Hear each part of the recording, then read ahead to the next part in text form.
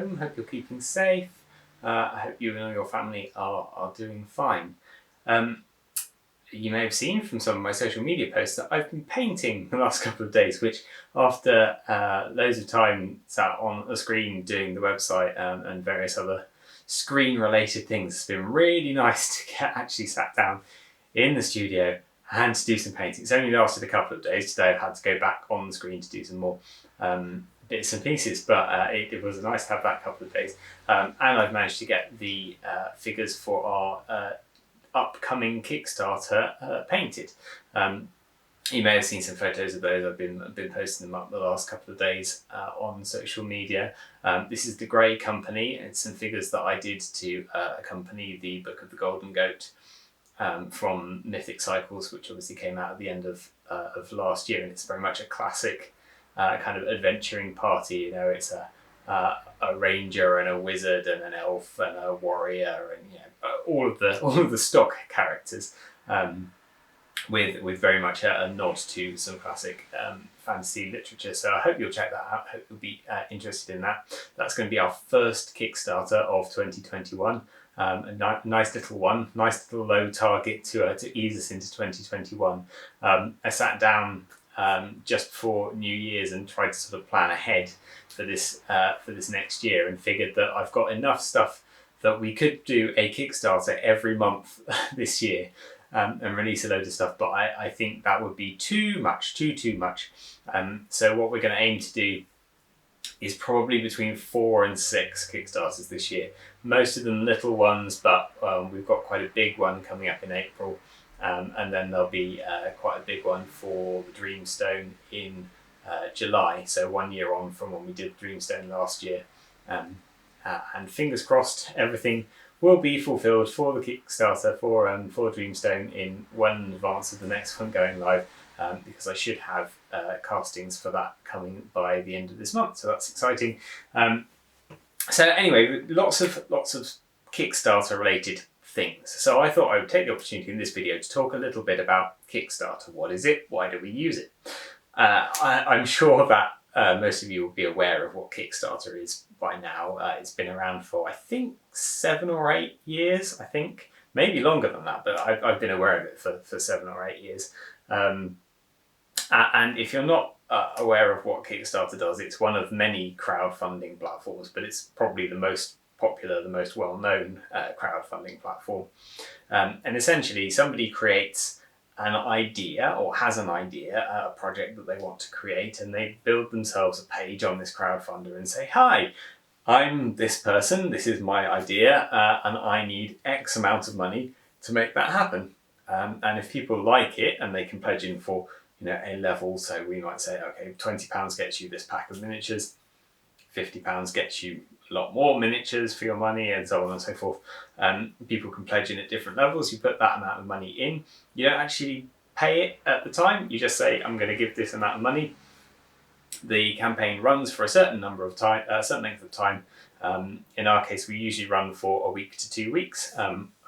Sometimes people run for over a month. I tend to find that most people who are backing either back immediately or they back on the last weekend of the campaign. So a week or 2 weeks is usually plenty for the small amounts that we're talking about. And then at the end of the campaign, if you've reached the target that you set, then you are then bound to honour your commitments and get people their stuff, and their money is taken from their accounts and sent into your account. And if you don't reach your target, your backers don't pay any money, you don't receive any money, there's no loss there really. So it's an absolutely fantastic asset for small companies who don't have a huge amount of capital behind them to do new releases. Or at least that was the way that it started, because when we did our first Oakbound Kickstarter, we had a bunch of miniatures. I think there were like 50 miniatures or something, and it was the early days of me sculpting, so they were a bit rough and ready, but I think they had a bit of charm, and some of them are still hanging around in our range. A lot of them have passed on to other places now, or just dropped out of circulation. But when we did our first Kickstarter, it was a wonderful platform because there wasn't that much on it. You were maybe one of 3 miniatures Kickstarters that were running at any given time, so you had a lot of audience, and yeah, there wasn't that much competition on it. It was still kind of up and going, but Kickstarter were very good with the publicity, very good with the promotion, very good at pushing things and making things visible. So we funded fairly easily.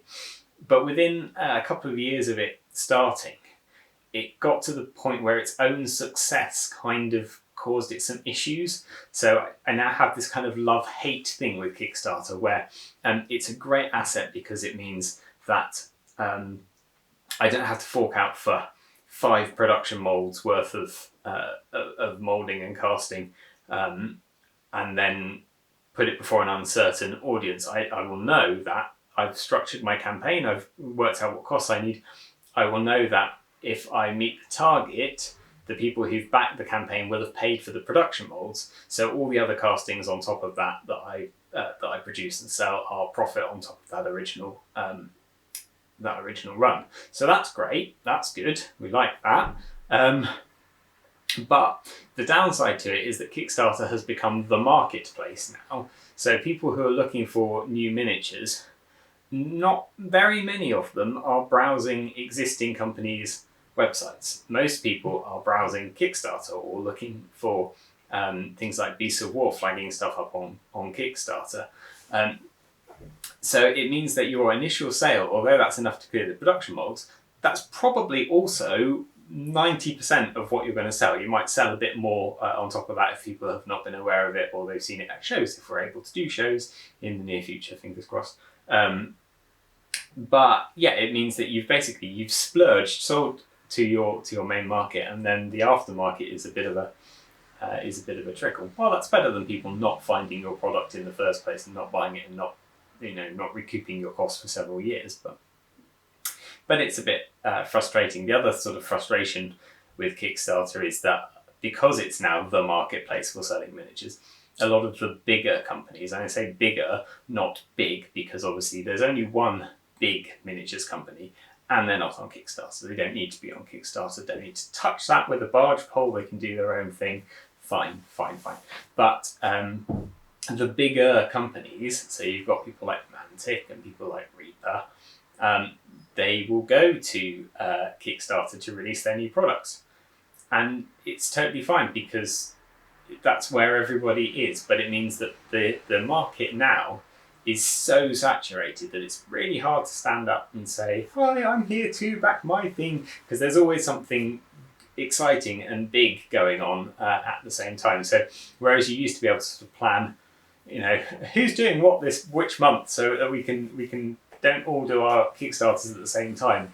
You can't really do that now because there's so many of them running simultaneously. You've just got to shout a little bit louder and shout at your specific niche, because let's face it, this is a hobby of niches within niches. And that's one of the good things about Kickstarter, is that you can find those niches. So I do have a bit of a love-hate thing with Kickstarter. I did go through a period of trying not to release anything through Kickstarter, just trying to keep profits from that go into the next thing, which is still how I work. You still my profits from one Kickstarter fund the sculpting and master molds and painting for the next Kickstarter and for the next and for the next and for the next, and so on and so forth. But I tried to do just straight releases. Say, right, that's it, I've got some funds, I'm not going to Kickstarter again, I'm just going to release things. And it kind of petered out after about 18 months. I sort of ran out of funds, because basically the selling was not at a level that that investment was able to keep going back in. Whereas if I do a Kickstarter every other month, every 3 months, every 4 months, however long, then that income keeps rolling and can prepare for the next one. It is important that the funding is there for getting master molds and painting done, as well as sculpting, because whereas the first time we went to Kickstarter, we went with completely uncast greens. Okay, all we've done is the sculpting, and I'd taken photos of the sculpting. That's it. That's what we ran with. You try doing that now very few people will back in. You need finished painted models so people can judge the quality. And yeah, okay, a painted model photographs a lot better than a blank one, but it means that you're already funding sculpting and mastering, and then you're trying to reclaim that with the Kickstarter and pay for the production. So there is a bit either side to it. But again, raising the quality on Kickstarter is both a good thing and a bad thing. It means that the little companies have more expense to get into there in the first place, but it also means that you're better able to judge what's a good project and what's a bad project from the look of the thing. Not that I haven't backed some projects that have just completely fallen on my face, because that's another downside to Kickstarter, is that there's actually no obligation for creators to fulfill. They have an obligation to try their hardest to fulfill, but that's as far as it goes in the Kickstarter agreement. So that's why we're proud to be on our 12th Kickstarter, and once the Dreamstone is fulfilled, all 11 will be successfully fulfilled. Happy people, I hope. So that hopefully that kind of builds up trust that the next one will be fulfilled. And we turned Tyrants around really quickly because it was casters that we were used to dealing with. But yeah, you need to know the reputation of the guys that you're dealing with on Kickstarter, which again is an issue if you're a fresh new company coming into it. You've not done a Kickstarter before. Maybe people won't trust you quite so much, and they'll go to the established people who've done lots of Kickstarters. So is it still a great way of a small company getting into the business? I don't know. Well, let me know what you think, because you'll have your own views. I'm sure you'll have backed plenty of Kickstarters, had some successes and some not successes, and have your view on the platform. I know there was a big debate over the sort of tech union that Kickstarter workers wanted to create, and Kickstarter said no, you can't have a union. So that caused some debacle. And there was a question that was maybe this time last year or just over a year ago. There was a question over whether Kickstarter was going to survive as the major platform, or whether Indiegogo or one of the smaller platforms was going to take it over. But that hasn't happened. We've still got Kickstarter. They're still there at the forefront. So let me know what you think about Kickstarter. Should we carry on using Kickstarter? Should we try and just do stuff released through the website and on pre-order? Because Kickstarter taking 10% of what we take is a big layout, and we could do quite a lot with that 10% if Kickstarter weren't taking it. So would not be averse to going to pre-releases, pre-orders, but I also don't think that we would get quite the audience or the take up. So what's your view on it? Do you like Kickstarter? Do you trust Kickstarter? Or would you prefer to just buy straight from a shop? I'd be interested to know. Also, your successes and your failures with Kickstarter. Have you backed something that's just completely fallen apart? Or have you backed something that's funded really, really well and been really successful and turned over really quickly and exceeded all of your expectations? Be nice to know. In the meantime, keep an eye out for Grey Company. I'll be popping up some links to the pre-order site, the Kickstarter page that's in development over the next week or so. That'll be going live at the end of the month. And if you do know any groups or pages that would be interested in it, give me a shout. I'd love to sort of promote it through them. And yeah, so keep an eye out for that. And I shall see you again next week. Take care.